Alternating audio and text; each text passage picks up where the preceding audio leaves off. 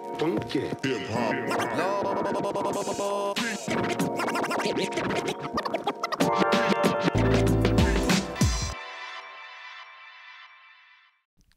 What's good? It's your boy Shy, aka Mr. Get Your Buzz Up. I'm here with Murs. What's good, homie? I'm chilling, man. Feeling good. That's what's up. So, how's the tour treating you so far? It's been cool, man. It's been, first month we've been out. So, I mean, yeah, it's good, man. Just chilling, relaxing. We're in a groove now. Everything's rolling. That's what's up. All the fans showing love. Much love, man. Much love. The Strange Music fan base is amazing.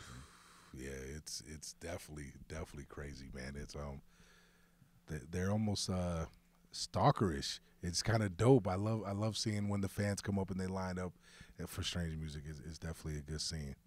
Yeah, they're dope. They're real respectful. It's none of the. It's enough of them to be like Backstreet Boyish. Yeah, but they keep it chill. You know what I mean? Like they're very respectful of everyone's space, as far as like not rushing the bus or anything like that. Exactly. And I don't think I've ever seen fans so loyal, like getting tattoos of the logo and their favorite artist name. It's crazy. I've never seen anything like that. It's a lot of love, man. It's a big responsibility as well because someone has their name tattooed on you. Yep. You gotta kind of keep your craft up to par. You know what I mean? You don't want to let them down. Exactly. No, I feel that. So, May 18th. Yeah. The album. Are you excited? I'm having difficulty with that word, man. It's like excited is like means you're like off your square, like you're not on your shit, but I'm stoked, man. I use a California surfer kid word. I'm real stoked about the album. And it's so creating this album and being signed to Strange Music, and it's your first album, solo project. Yeah. On Strange Music. Was there more pressure knowing that you're signed to this record label that's grown into a really big deal now, and you have Tech Nine and a slew of other artists that just bring it all the time? And then was the process also different creating this album?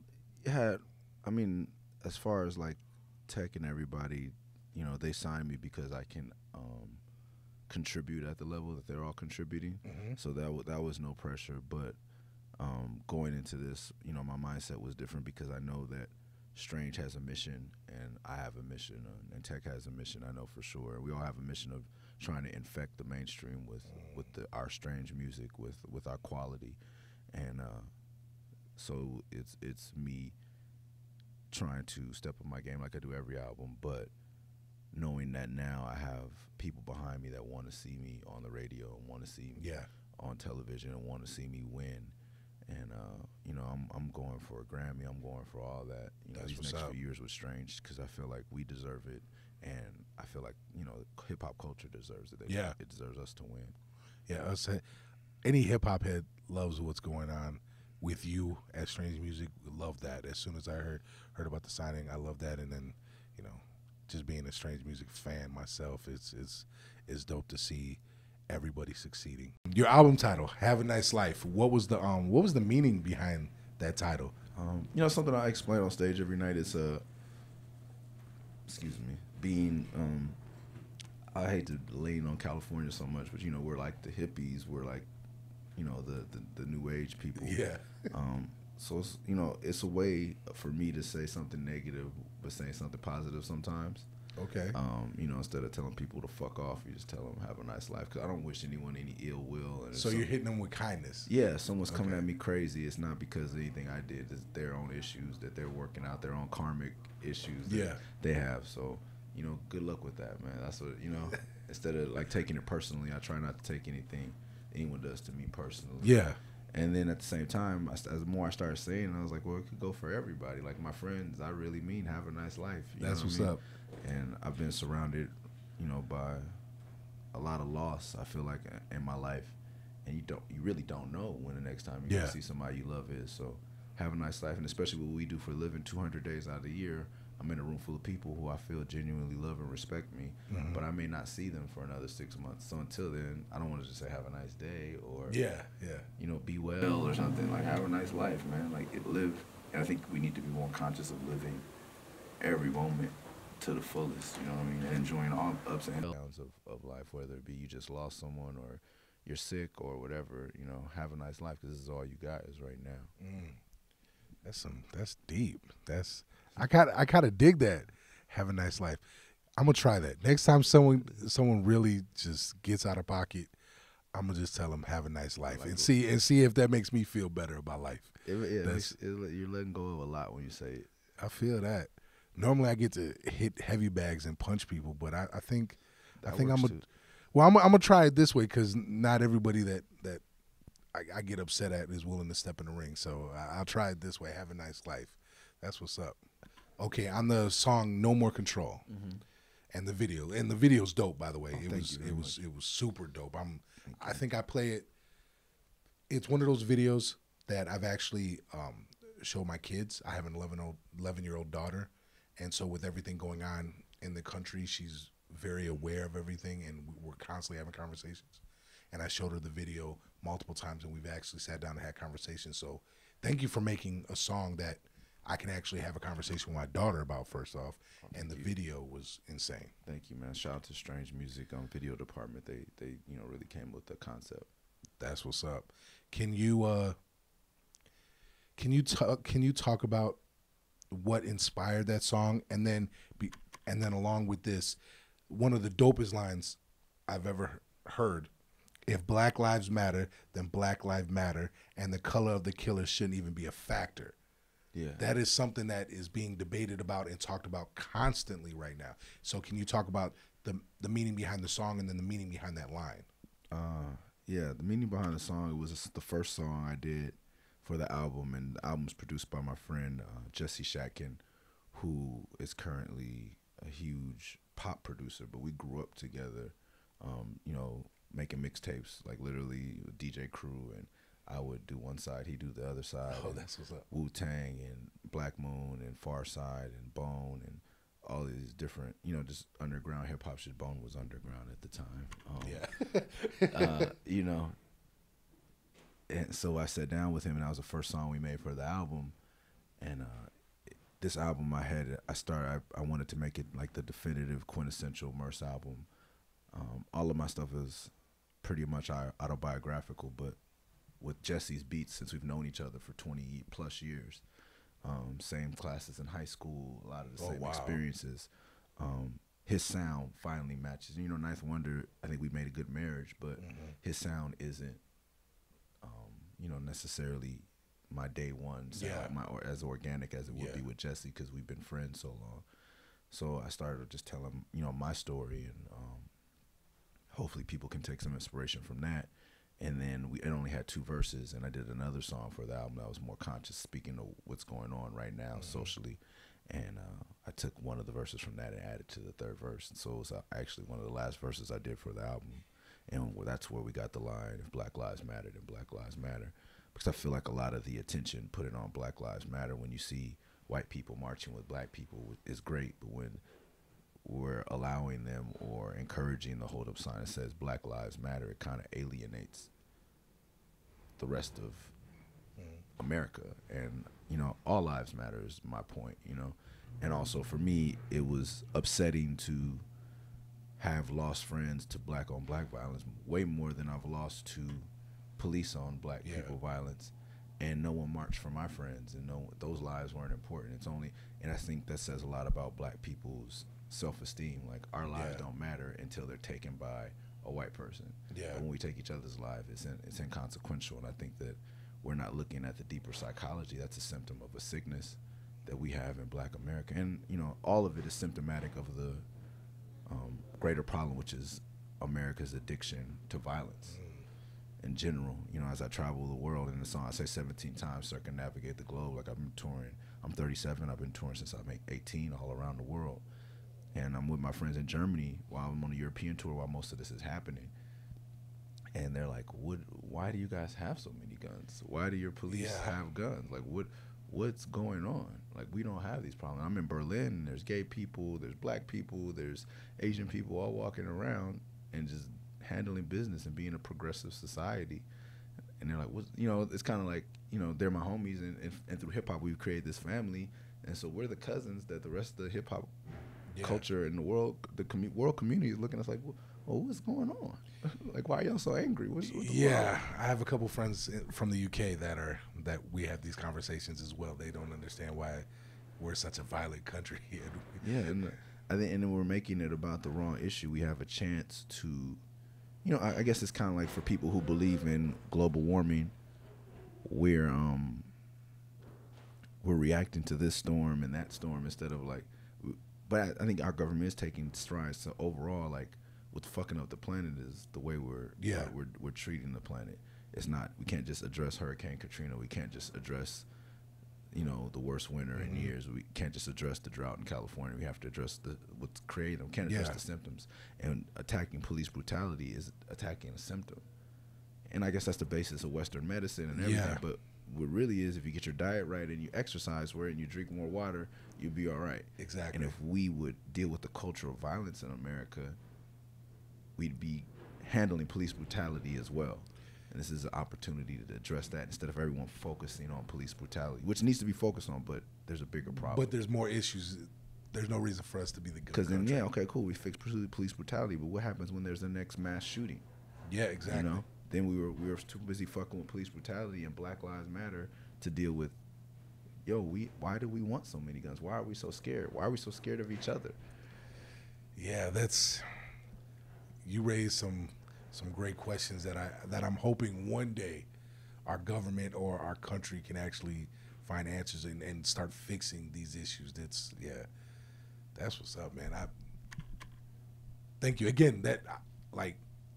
I'm a huge hip hop head. Like, I'm about to be 35, so I'm a huge hip hop head, and like whenever I can have my kids listen to songs and have deep conversations with them about it, it's a win-win. It's a great thing. So thank you again for creating that song, man. It's really dope. Thank you. So the album's about to drop. Right. You got singles, you're touring, but you're an artist and you're always going to be recording, always doing something. So what's next for Murs? Are you going to do a joint project with someone else on Strange Music? Are you going to just follow up with another solo project? Where do you think you're kind of going? I would like to not do any more collaborations as far as like whole projects with anyone, and just focus on myself for once. I've been collaborating, whether it's Paid Dues or Felt or Murs and Ninth Wonder or Living Legends. Like, I've been doing that my whole life, and I think that's helped me raise my skill level. But now I want to focus on pushing my brand and myself as an artist further.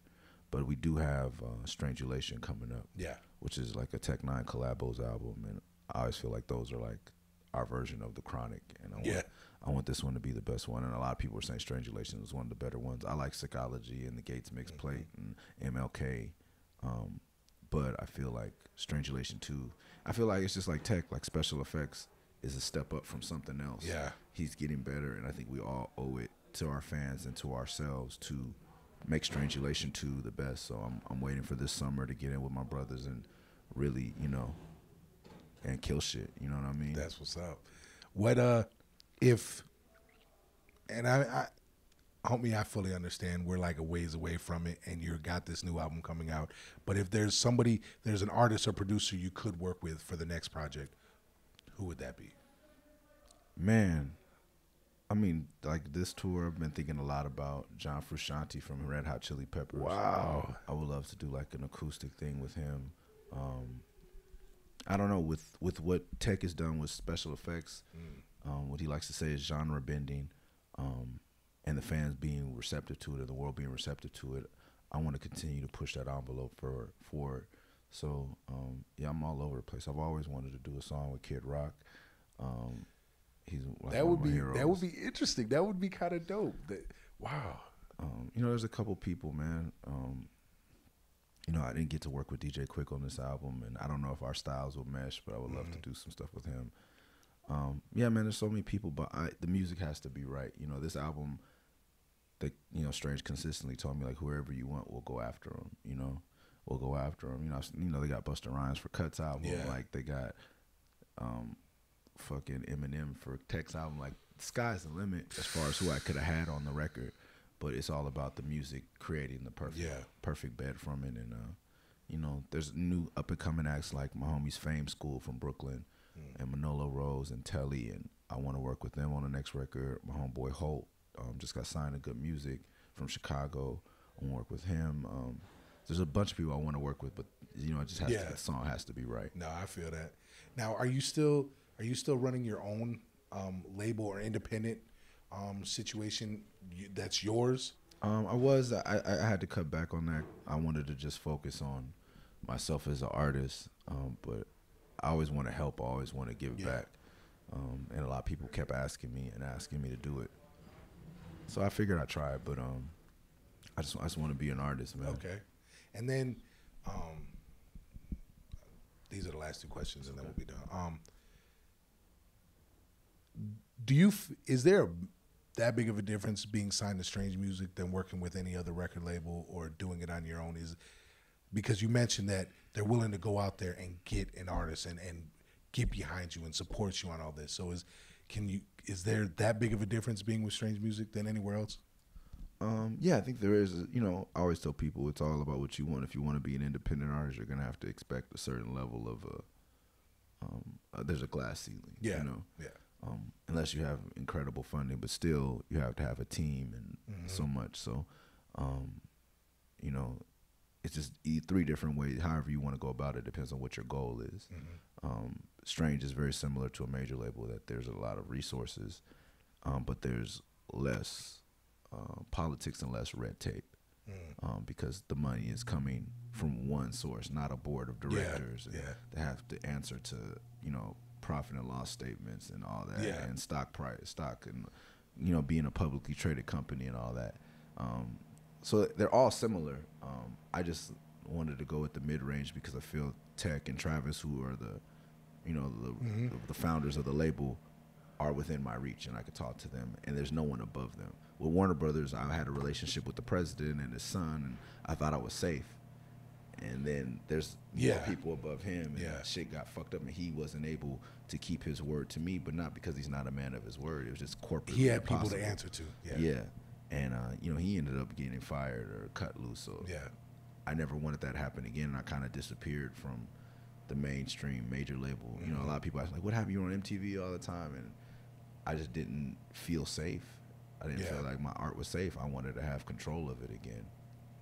But now with Strange, I know I've been working with Travis and Tech for, you know, 6 years now, and they've always kept their word. So I felt safe handing over the keys to, and for someone like me that's used to being in control and having issues with control, it was kind of hard. And I guess that's, you know, indicative of one of the first singles, is just no more control. Yeah.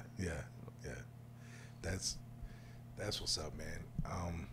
The last question is, like I was telling you, Get Your Buzz Up is you know, here to support independent, unsigned, you know, hip hop artists and R&B artists. So what's one tip you could give to someone that's essentially trying to get their buzz up right now? Well, we encounter a lot, and I feel like Guru, rest in peace, captured on the beginning of an album called Hard to Earn, is that there's a lot of people looking for a hand out or a hand up, you know, and it always bugs me out that we're in a venue with thousands of people or 1,000 people, especially Strange Music fans who love and support artists they love, and you want to talk to me. Like, I'm not important. Like, they lose perspective. I'm out here amongst you and amongst the general population at the show because these are the most important people. You know, you think as an MC, I'm the most important person, but I can't do anything for your career. Get your music to these people. Like, I came up opening for Outkast and Busta Rhymes, and 2,000 people sold out shows. And my main goal was not to get backstage to talk to Busta, but to finish my set and get out front before Busta finished his set, so that I could sell tapes to these people who are obviously people who spend money on hip hop. So I think it's you know, and I grew up on Ice Cube was just like, get off my dick, nigga, tell your bitch to come here. Like, what are you doing, man? Yeah. I'm another man. And even if you're into men, I'm not into men. Get the fuck away from me. I feel that. Stop rapping to me. Stop asking me questions, man. Get on your grind. Like, and it's funny, I'm like, you guys have more opportunity. You could tell me your name and I could look you up later. All this talking and freestyling and fuck all that, man.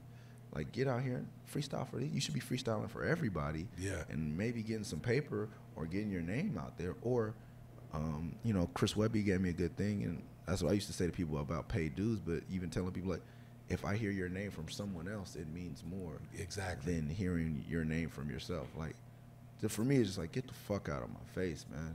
Like, I don't want to hear that shit. Like, I never did that shit, so I don't understand it, man. Like, just tell me your name. Tell me your name and move on, man. Or who gives a fuck about me? I'm one still. I could only buy one record. You know? You're spending all your time, or trying to spend, you're lurking and hovering around me. Fuck out of my face, man. Like, that's not the way, man. To me, and that's just my way. That's not how I came up, and that's not how the majority of people I know in the game came up. But yeah, there are people who get discovered, but usually it's someone like Little Bow Wow, you know? Yeah, yeah. He was 9 years old, and his mom brings him backstage. He's got an image, and it's almost like a gimmick right off the bat because he's a little kid. Yeah. Like, if you're getting shopped around, but don't shop yourself to me. And I guess I always just had too much pride for that. Like, I'm not gonna let. You're starting off on the wrong foot because you're hoping that one man decides the fate of your career.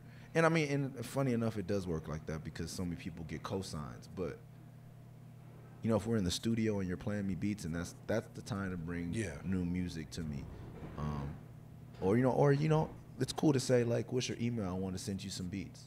That's cool. Like, you know, fine. Just my thing is make it quick, man. Like, you know, but if you're a rapper, don't. There's so many people more interested. Obviously, there's 1,000 people here who came to hear rap. I am not one of them. I did not come to hear rap. I love this tip. That's a great tip.